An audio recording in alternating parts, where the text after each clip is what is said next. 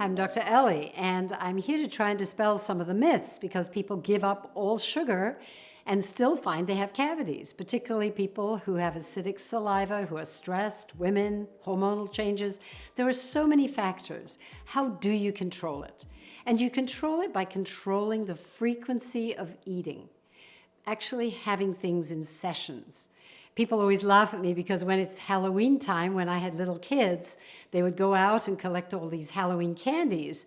And instead of saying, okay, you can have one or two now and then you can have a few later, I would actually put a blanket out on the floor, pick away the ones that they absolutely were not going to eat, but basically let them have a free-for-all.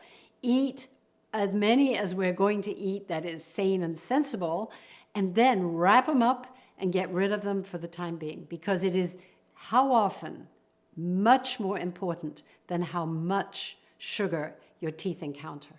So can you stop a cavity by changing your diet alone?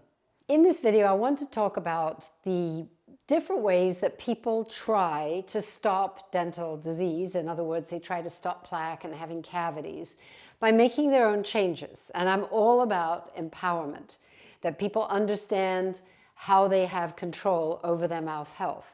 I also read a lot of the comments of people who write beneath these videos saying the things that they have found successful for them. And I want to point out that it is really in the world of mouth health, one size does not necessarily fit all. So let's think about whether diet can take you there. If you're eating a lot of sugary foods, absolutely, you are feeding the plaque-forming bacteria that float in our saliva, then they stick to your teeth, they layer and multiply and create this big glob of stuff that we call plaque. If you cut out sugar, you may help reduce plaque, but not necessarily, because you see even the tiniest amount of sugar, a few grains of sugar, is equally as feeding to the plaque bacteria as a 1-pound bag of sugar or some giant piece of pecan pie. The quantity of sugar you eat is not important from the point of view of plaque bacteria. Now, I'll qualify that again. For your health, you may want to cut down sugar, but for your mouth, it is the frequency of how often you eat that sugar, because as you eat that sugar, the pH in your mouth plummets. And even if it starts to come back, if you have another little tiny candy, the pH will plummet again. You will never get back to the place where your teeth can repair and remineralize themselves. It's really important, two things. It isn't the quantity of sugar, it is the frequency. So if you're going to eat sugar, you want to keep it into a confined time. And then you want an interval in between that extends for at least an hour, if not longer, where you do not eat or drink anything, not even sips of water. Drink more, less often, and give your time this rest in between. And that is why when people get on diets, maybe they're eating a better diet with more protein, and they're paying attention to that, they may be less hungry. They may find they are actually snacking less. And that's all good. But the actual food you eat is not really as important as the frequency and also the timing of what you eat. The most important thing is what you end the meal with. It needs to be a tooth protective food.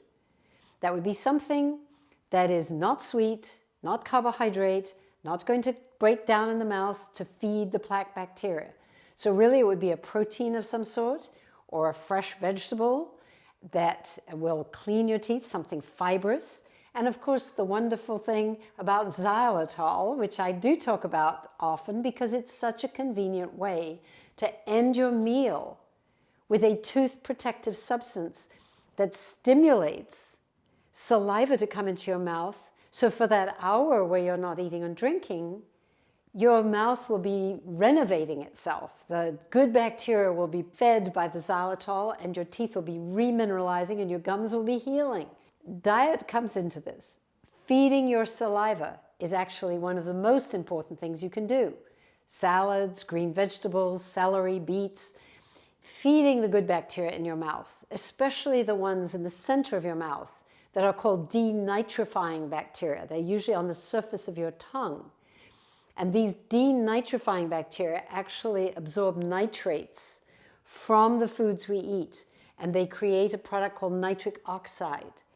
Don't be scared by people who are fear-mongering that you are destroying them with, some people are out there saying things that make no sense at all about mouthwash and xylitol. If you follow the complete mouth care system, you can measure your own levels of the good bacteria in your mouth. You can see how plaque disappears. You will be able to see how your nitric oxide levels increase. And that is when a mouth really is healthy. So if you want to learn more about the science of this, I do have a book called Mouth Care Comes Clean that explains how all of this fits together for your mouth health. Also, I have a website, drellie.com, where I have a video boot camp, which is in a specific order. If you are looking for specific videos about how you reverse gum disease, for example, or why I recommend fluoride even, topics that are around this concept of mouth health, you'll find them there on my website. There's also a free downloadable booklet, so you'll know the actual mouth care system that I recommend. And then there are lots of videos here on YouTube that you can enjoy and learn more about the science of mouth health.